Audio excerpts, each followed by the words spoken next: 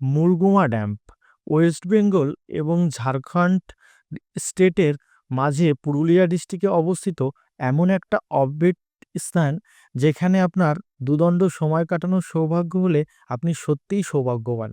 তবে এরকম একটা অফবিট জায়গা আমরা মোটেই মিস করতে চাইনি। অযোধ্যা পাহাড় গেলে আপনি এটা দেখতে কখনোই ভুলবেন না। কেননা এর যে একটা নীরবতা, এর যে একটা নিরিবিলি আপনাকে খুবই আনন্দ দেবে। তো এই আনন্দ থেকে আমরা এবং আমাদের গ্রুপ কেউই বঞ্চিত হতে চাইনি। আমরা বাইক নিয়ে চলে গেলাম মুরগুমা ড্যাম্পের ধারে। আপনি চাইলে ট্রেনে বা বাসে যেতে পারেন। ট্রেনে যেতে গেলে আপনাকে অযোধ্যা নামতে হবে। সেখান থেকে আপনি গাড়িতে করে বা পার্সোনাল গাড়ি ভাড়া করে পৌঁছে যেতে পারেন। তো এই ড্যাম্পের আশেপাশে খুব একটা থাকার জায়গা বন্দোবস্ত নেই। আমরা কিন্তু ক্যাম্পিং করেছিলাম। আর ক্যাম্পিং করলে মূলত আপনার থাকা এবং খাওয়া খরচাটা খুব কম হয়। সেই সুযোগটা আমরা মোটেই হাতছাড়া করিনি। তো চলো শুরু করি।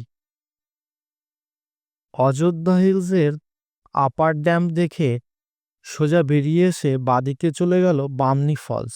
তো বামনি ফলসটা অ্যাভয়েড করে সোজা একটা শাল জঙ্গলের মধ্যে দিয়ে রাস্তা বেরিয়ে গেল মুরগুমা ড্যাম যাওয়ার জন্য, একটা সম্পূর্ণ গ্রামের ভেতর দিয়ে রাস্তা, যেটা কিনা খুবই শর্টকাট বলেছিল ওখানকার স্থানীয় লোকজন। তাদের কথা শুনে এক প্রকার আমাদের সুবিধা হলেও অসুবিধা হয়েছিল বেশ খানিকটা, কেননা রাস্তার কন্ডিশন খুবই বাজে ছিল। তবুও সেসব কিছু উপেক্ষা না করে আমরা বেরিয়ে পড়লাম আমাদের গন্তব্যের দিকে। রাস্তায় যেতে যেতে অন্ধকার নেমে এসেছিল, তবুও কিন্তু আমরা আমাদের হাল ছাড়িনি। গন্তব্যে পৌঁছানোর একদম একনিষ্ঠতা নিয়ে আমরা পৌঁছে গেলাম বেশ খানিকটা কাছাকাছি। ফাইনালি এসে পৌঁছালাম মুরগুমা ড্যাম, কিন্তু দুর্ভাগ্যবশত এখন অনেক অন্ধকার। আর এই আমার বাঁদিকে হচ্ছে জল, ড্যামটা রয়েছে, কিছুই দেখা যাচ্ছে না এখন। রাস্তাটাও প্রচণ্ড বাজে। জানি না এখানে আদৌ ক্যাম্পিং করার মতো কোনো জায়গা খুঁজে পাবো কি না, আর মার্কেট পাবো কি না। মেন হচ্ছে ব্যাপার, মার্কেটটা কিছুই দেখতে পাচ্ছি না। আগে কোনো লোক দেখলে তবে জিজ্ঞাসা করলে জানা যাবে যে এখানে কিছু কি ক্যাম্পিং করতে দেবে।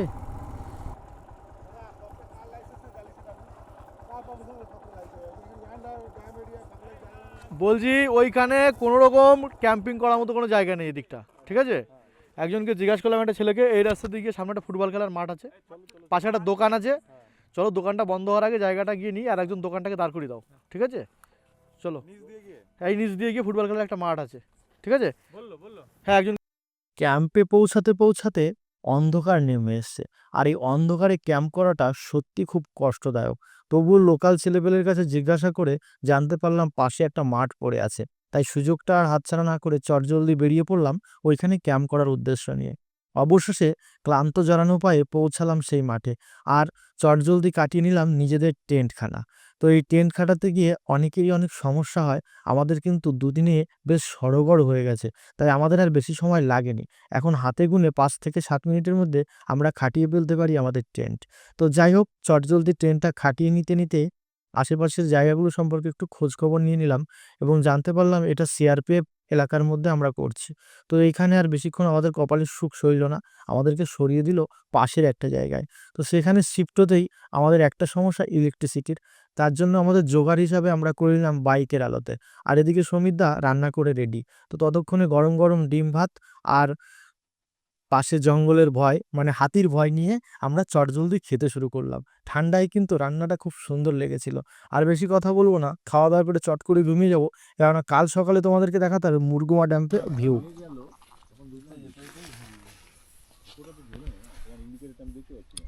Good morning, good morning from Murguma dam. Guys, কালকে তোমরা দেখেছিলে, আজকে আমরা মানে কালকে আমরা ক্যাম্পিং করেছিলাম মুরগুমা ড্যাম্পে। তো রাত্রে আমরা একটু ভয়ে ছিলাম, এই দিকটা পুরোটাই জঙ্গল আর হাতি আসার একটা প্রবল সম্ভাবনা ছিল। ভাবছিলাম হয়তো রাত্রে একটু আওয়াজ পেয়ে যে হাতি এসে আমাদের টেন্ট ফেন্ট ভেঙে দেবে, কিন্তু দেয়নি। কারণ একটা মনের সাহস ছিল, সেটা হচ্ছে এই বাইকগুলা। এটা দেবাশিস ভাইয়ের বুদ্ধি যে বাইকগুলাকে এরকম দাঁড় করিয়ে রাখলে তাহলে হয়তো হাতি আসবে না, ভয় পেয়ে যাবে। যাই হোক, জানি না বাইককে হাতি আটকিয়েছে কিনা, তবে একটা জিনিস বিশ্বাসে মেলায় বস্তু, তর্ক বহুদূর। এবং হাতি এসেও চলে গেছে, কি কাজ? জানি না কোনো প্রাণী এখানে এসেছিল কিনা, পেট্রোলের গন্ধে পালিয়েছে কিনা, কিন্তু দেবাশিসের যুক্তি ছিল যে পেট্রোল জাতীয় জিনিসের গন্ধে কোনো প্রাণী আসে না। এটা বাস্তব কথা, যে কোনো প্রাণী পেট্রোলের গন্ধকে একটু ভয় পায়, ইভেন মানুষও পায়। বিশ্বাস না হলে কার গায়ে লাগিয়ে দেখো। তো এইখানে আমাদের মর্নিংটা হয়েছে, খুব সুন্দর হয়েছে। আর আজকে এই যে ডান দিকের মুরগুমা ড্যাম, এটা ভিজিট করে আমরা একটু পরে বাড়ির উদ্দেশ্যে রওনা দেবো। তো আজকে দেখতে পাচ্ছ মুরগুমা ড্যাম, প্লাস কালকে বলেছিলাম যে এই মুরগুমা ড্যাম্পের রাস্তাটা মিনি দার্জিলিং, পুরুলিয়ার বুকে মিনি দার্জিলিং রোড। তো এই রোডটা যে কি ভয়ানক ছিল কালকে রাত বলে দেখাতে পারিনি, আজকে দিনের বেলা চেষ্টা করব দেখানোর জন্য। খুবই খুবই চড়াই উত্তর, মজা এসে গেছিল জাস্ট, কিন্তু সন্ধ্যার পরে বলে একটু ভয় লাগছিল। তো চলো গাইস, দেখা হচ্ছে একটু পরে ড্যাম্পের ধারে, ঠিক আছে? সকালবেলার মুরগুমা ড্যাম সত্যি খুব সুন্দর, একদম নজর আটকে গেছিল দিগন্তব্যাপী, চারিদিকে এত খোলামেলা, আর তারই মাঝে স্নান করছে একটা ভাই। এত সুন্দর পরিষ্কার জল, চোখ পুরো কাচের মতো চকচক করছে এই জলের মধ্যে, ঠিকরে যাচ্ছে।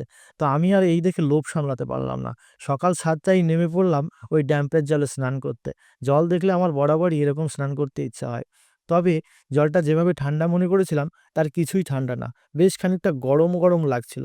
এটা হয়তো পুকুরের জল বা ড্যাম্পের জল এরকম সকালবেলা লাগে, আমার অভিজ্ঞতা নেই, যাদের অভিজ্ঞতা আছে তারা জানাবে।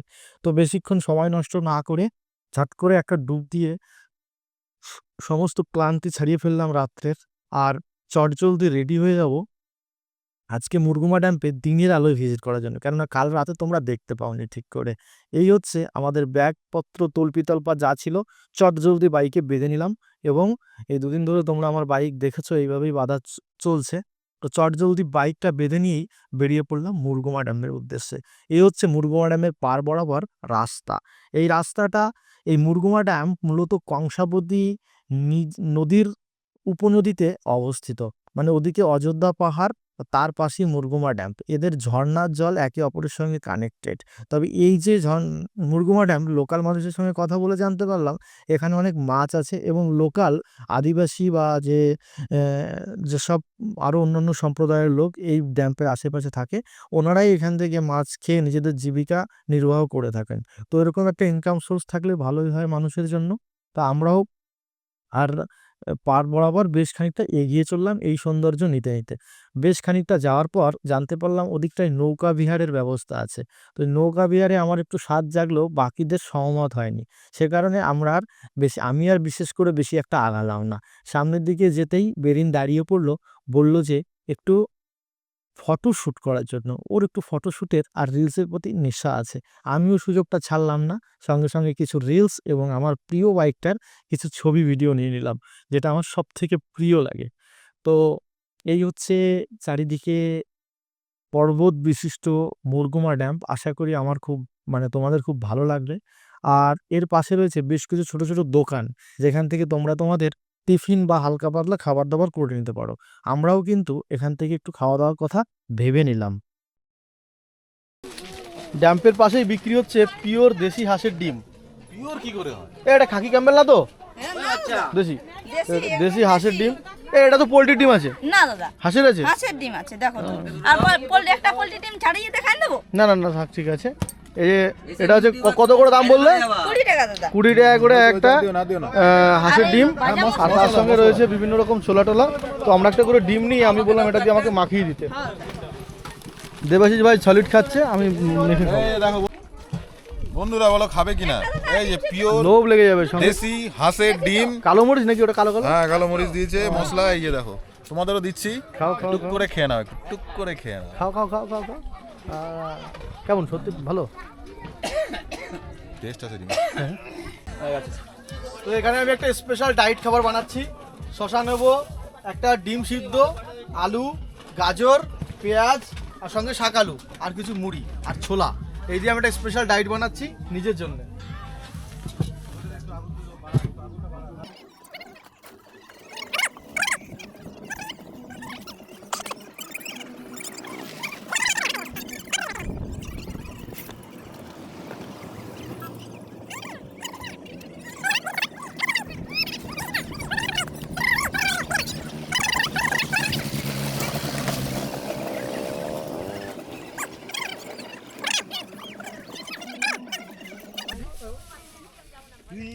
দেখাও, নিচু করে দেখাও এখানে ক্যামেরাটা। Zoom, zoom, focus zoom। Focus focus, এখানে ডিরেক্ট পেটে ফোকাস।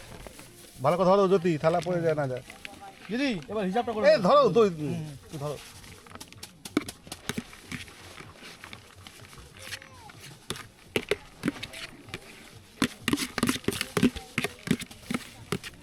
এরকম ঝালমুড়িওয়ালা কেউ কেউ পাবে না, ইম্পর্টেন্ট লোক।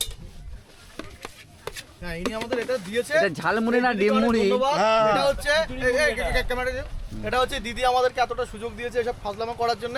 এটা হচ্ছে মুরগুমা ড্যাম্পের পাশে দিদির দোকান। তোমরা যদি আসো, সত্যি খাবার দাবার খুব সুন্দর এবং স্বাধীনতার সঙ্গে খেতে পারো।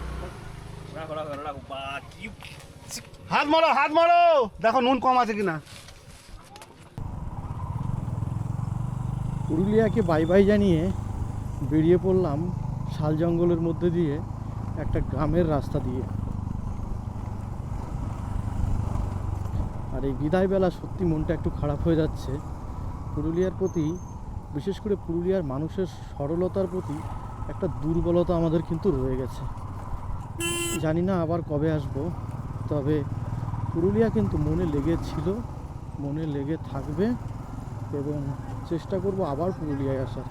এইটা আমার 3 নম্বর বার হলেও পুরুলিয়া কিন্তু মন থেকে কখনোই যায়নি। তো গাইস, ফাইনালি আমাদের পুরুলিয়া ট্রিপ কমপ্লিট হলো। মানে কমপ্লিট হলো বলতে অনেকক্ষণ আগেই হয়ে গেছে। এখন আমরা আলাদা হতে চলেছি। এতদিন এই দুদিন যে আমরা একসঙ্গে ছিলাম, সমীরদা, এদিকে দেবাশিসকে দেখাও, দেবাশিস, অভিষেক, প্লাস সমীরদার ফ্যামিলি, বুলি, সমীরদার মিসেস, আর একটা ভালোবাসার বাতাবরণ তৈরি হয়ে গেছে। সেই জায়গা থেকে এখন আবার বিচ্ছিন্ন হওয়ার পালা। আমরা একে একে যে যার নিজের বাড়িতে ফিরে যাব, এরা এর বাড়িতে ফিরে যাবে। দেখা হবে নতুন কোনো ট্রিপে, নতুন কোনো ঠিকানায়। একদম ভালোবাসাটা একই থাকবে, বরঞ্চ কমবে, বাড়বে বই কমবে না। Right right